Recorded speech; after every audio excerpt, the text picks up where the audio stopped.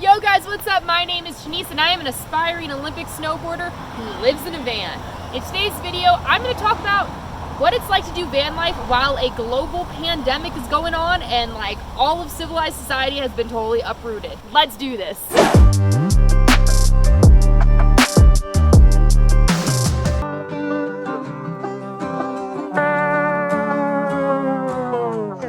So what does van life look like when life is normal and every public facility is not shut down? Let me tell you. So kind of the main elements of living, I guess, are, hygiene, eating, where you sleep, the location, ability to work, and entertainment.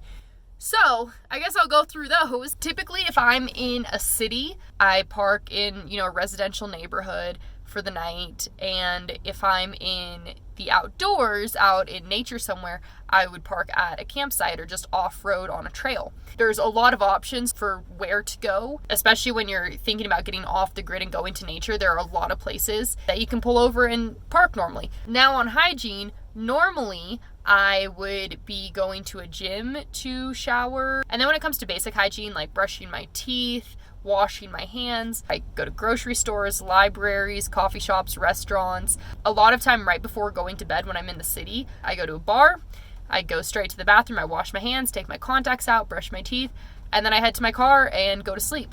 Then when it comes to eating, typically 60 to 70% of what I ate came from grocery stores. I don't have a refrigeration system, so I'd go to grocery stores almost every day. I'd stop by around lunchtime and I'd pick up like a prepackaged salad, and I'd usually do a salad for lunch. And then around dinner time, I would go back to a grocery store and go to the deli and get some hot chicken wings or something along those lines. And then I'd also fill up with water. I'd go to like Starbucks, libraries, public fountains, anywhere pretty much, gas stations, plenty of places to get water. So for getting work done, typically I would spend my days in a Starbucks or a public library. I love public libraries. I never utilized public libraries growing up, and then once I was in the situation of trying to figure out how to get work done, I just rediscovered public libraries and I love them now. So I'd go to a public library and spend the day working on my computer. I'd get, my phone charged, my computer charged, whatever other electronics I needed charged. I could do all that while I was getting work done using their Wi-Fi. Boom, it was done. Easy. And then for entertainment, I would go to museums, I'd go hiking, I'd go to parks. A lot of times it was nice to go to a public park and I'd find a spot of grass that I could lay on and read a book or work on my computer. But as you guys know, we are in unprecedented times right now, and van life looks a little bit differently than it normally does. So for me, back at the end of February, early March, I was at Bear Mountain doing some filming for YouTube, and I had a orthopedist appointment in Los Angeles to get some things checked out. So I drove down to LA from Bear, and the day that I drove to Los Angeles, the full city shutdown started. All the restaurants shut down, all public services and places shut down. I thought I was gonna be in LA for a week getting my medical appointments taken care of, and I was gonna live my normal van life. And the scene that I arrived to in LA was so different. There were lines outside every grocery store, and so when I'd go in to buy my one salad, I was waiting, 30 minutes in line just to get my salad. When I woke up in the morning and needed to go to the bathroom, and I just went to pop by Trader Joe's to go to the bathroom, there was a line all the way around the block because they were regulating how many people could go in. And the libraries were all closed, so I couldn't go to a library to work, I couldn't go to a Starbucks to charge my stuff. So all of a sudden, how I was gonna eat, how I was gonna go to the bathroom, how I was gonna work looked totally different. I ended up getting out of Los Angeles as soon as I could because it was just not suitable for van life anymore. So I decided to head up to Tahoe, and Tahoe and all the other mountain towns have been very serious about tourists coming to town because the way the infrastructure of these cities work is meant to support the people who live in the town. They can't handle an influx of tourists, especially sick tourists. So there's been a lot of concern if people come up to their second homes, their vacation homes, and they just want to come escape in nature. They're going to bring their sicknesses from the city, and their hospitals will get overrun, and just really bad things for a small town. So I wanted to make sure when I came out here that I was like 100% self-sufficient. I wouldn't be going to a grocery store, a gas station, a coffee shop. I didn't want to go anywhere where there's people. I decided that I was going to go in complete isolation for 2 weeks. One of the issues that this pandemic has brought up is that every single campsite is closed. Basically, all of the national forest land has closed, all the campsites have closed. There's nowhere that you can actually go to get away and park. I was kind of lucky that I found this area. I went on satellite image search on Google, and I was just trying to find a place that I could pull off by a river because I needed to get water and stuff. So I pulled off here, and this has been away from people. There's no one really coming to this little dirt patch by the river. But as far as like actual camp spots, they're all closed.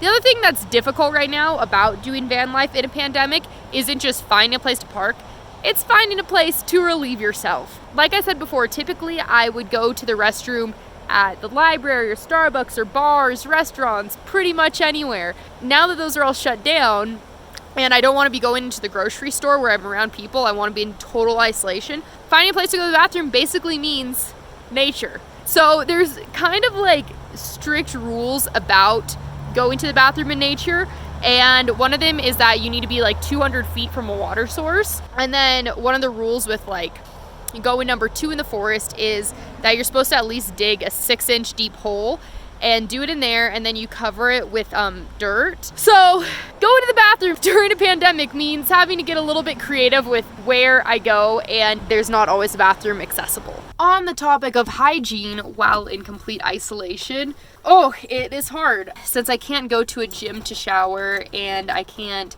go to a library or bar to wash my hands even. I've basically just been using my little antibacterial gel. When you're out in nature, you can use biodegradable soap, but that still is not supposed to go in the river. You need to be 200 feet away from a water source. For brushing my teeth, I just brush my teeth and spit out into nature. It's really not so bad because it's not like, as far as the virus goes, since I'm not coming in contact with any other people or any places that people have been, I'm not at risk for catching it. Basically, all I'm at risk for is like the general germs that acquire on your hands, which are pretty much taken care of by antibacterial gel. Hygiene's not ideal, but it's really not the end of the world. Like it's all right. The next thing that I could talk about is eating. So because I'm trying to not go to a grocery store at all, I have to be 100% reliant on what I can prepare in my van. And my van is not fully converted yet, and I don't have a way to cook really. So I have a drawer here of my food. I have a lot of tea, I have seeds, fruit bars. I'm cooking up one of these right now, this Patagonia dried kind of camping food thing. Applesauce is good because you don't have to cook it and it doesn't go bad, so that's a way to get fruit. I've got instant mashed potatoes, a jar of pickles that I have basically devoured. Pretty much anything that only requires heated water. So typically I'd be able to access hot water at a Starbucks or whatnot, but right now I can't. So I have this little coffee mug that I got on Amazon, and it plugs into the cigarette lighter. And right now I am cooking up this, a little spicy chili mix. So see, I've got my beans heating up in here. I have to wait a long time, so I really have to like pre-plan what I'm eating and when. So that's a big change during this pandemic. Not being able to go to a grocery store means I am not eating as diverse of an option of food. The other thing that I am required to use when it comes to cooking is water. Mashed potatoes, soups, chili, everything needs water. And I don't have quite as easy access to water as I normally would have doing van life. So right now, I'm dependent on this water filter bottle, and I'll show you guys what I do with this.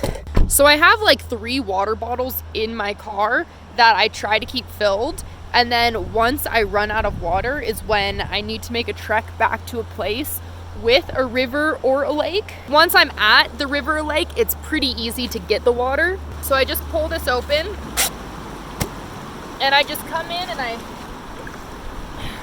get a little fill up of water, and then you put this in. So this works kind of like a French press. I just slowly push the bottle down and the water gets pressed through the filter, And now I have a bottle of filtered water. So now I can use this water for cooking or drinking. And I do this process to fill up all my bottles. I'll pour this into my other bottles and then do a couple trips till I'm all stocked up on water. So for work, the big change is that, like I said, when I'm not in lockdown, I'll go to a library or Starbucks and work on my computer. And for me, my work is mainly editing videos, responding to emails, basically all electronic type of things. But right now, since I can't go to a Starbucks or whatever, I can't really do any work on my computer. I can still do work from my phone, which is like emails, photo stuff, that type of thing, but like video content I really can't do because my computer has like 6 hours of unplugged in battery, so I'm kind of like saving that battery in case I need it. Right now I don't have the type of power box that I need to charge my computer, so that's another upgrade that I need to do in my van to be able to charge my computer. I'm basically just using my laptop for emergencies. I'm saving that battery in case there's anything I really need it for.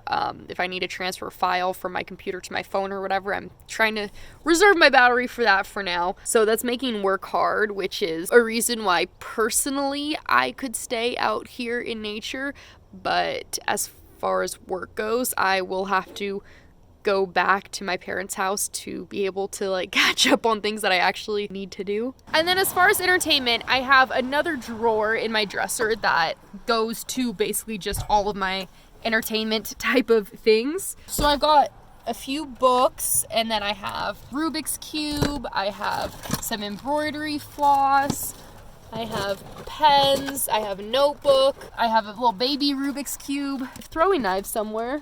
I don't know where they are right now, but I also should have throwing knives in here. Just, to throw at trees or whatever. And a few normal knives to, carve sticks with, because what else are you gonna do? And then besides those things that I have in my van, snowboarding a little bit. There's some places just in the backcountry and like public land that you can pull over and hike up. And so I have my snow rake down there, you can see it, and then my snowboard stashed underneath my bed so I can snowboard a little bit. I've been keeping it really basic because also right now with this pandemic is that they don't want people ending up in the hospital and causing more people to be in the hospital. Skate parks are all closed, parks are all closed. There are, I guess, some hikes that you can still do, and so I'm going to be checking out some of those. The other day I went to the lake and I swam out to a rock and I laid on the rock and read my book. Nobody could even get near me. I was like fully isolated still. Yeah, that's pretty much all there is for entertainment. I can't go to stores and shop, can't go, hang out with people. I've been really having to like reconnect with nature and just enjoying sitting in different places, watching a river, watching the lake, watching a blue jay right outside my window here. Entertainment's really had to change. So I'd say with how my current setup is, I could do 2 weeks in extreme complete isolation away from people. I've already done like a week and a half right now, just with the amount of food that I have packed. And that's really what it's dependent on. I could be out in isolation as long as my food didn't run out, so it's very dependent on that since I have unlimited water as long as I'm near a source. The real struggle in that is to find a place to go and be.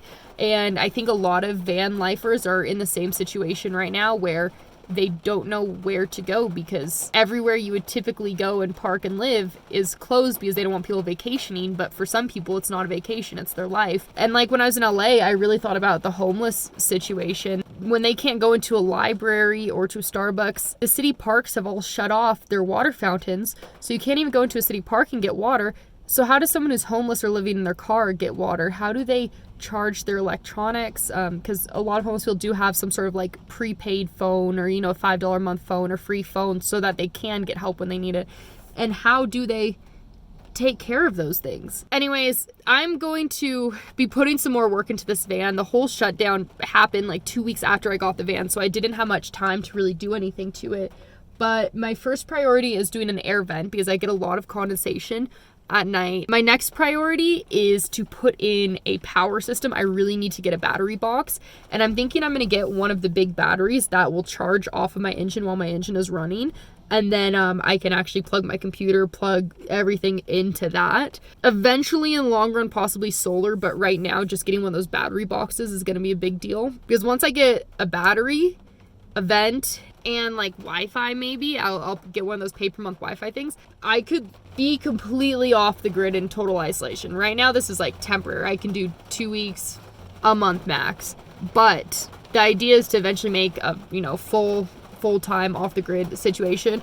Hopefully it's not needed. Hopefully, you know, things will change and I'll be able to go to grocery stores and coffee shops and libraries. But the plans are definitely in the works now for making this more efficient for living in a situation like this. So yeah, this has been my van and how I am living in it during extreme isolation with no human contact at all. If you like this video, please subscribe to my channel. I'm going to be doing a lot more van life videos on the renovation, on what it's like traveling in a van, and just different things that come up with being in a van. So thanks so much for watching, and I'll see you guys again soon. Bye! Do what makes you happy. If other people think it's lame or they make fun of it, if it makes you happy, do it. Follow whatever it is that makes your heart race and lights a fire in your soul.